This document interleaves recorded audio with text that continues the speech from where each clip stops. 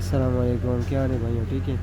ये देखिए आज हमारे पास सर्फ गाड़ी आई हुई है, इसमें इलेक्ट्रिशियन का काम हुआ है। ट्राटर बॉडी और सब सफाइयाँ वगैरह सब कुछ काम हुआ है। और इसका आरपीएम जो है ऊपर है, नीचे नहीं आ रहा है। वही हम अब चेक करते हैं, आपको बताते हैं कि इसमें क्या काम करना बाकी है। ये देखिए गाड़ी बहुत ज़्यादा रेस हुई है। आरपीएम इसका बहुत ऊपर गया हुआ है, रेस है गाड़ी।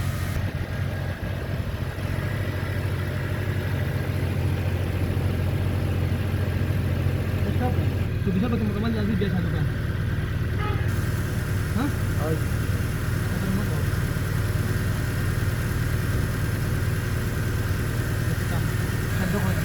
ये देखिए, ये आपको फ़िश नज़र आ रही है। इस फ़िश में किसी ने ये जो दो तार लगे हुए हैं, ये एक इस तरफ वाला और दूसरा इस तरफ वाला सुरख, ये किसी ने चेंज किए हुए हैं, उल्टे लगाए हुए हैं। ये सुरख वाला इधर आएगा, ये वाला इधर आएगा। ये अब हम चेंज करके फिर आपको बताते हैं कि इसका आरपीएम नीचे आता है कि नहीं।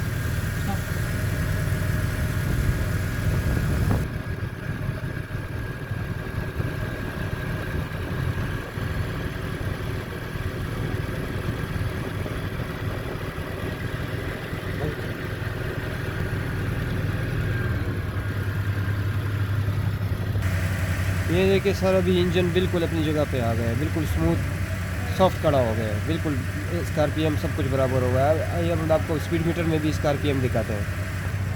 बस पॉज।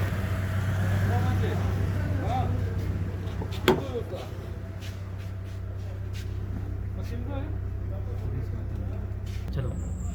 ये देखें, अभी इसका आरपीएम इसका पहले जो था तकरीबन 1800-1700 पे चल रहा था।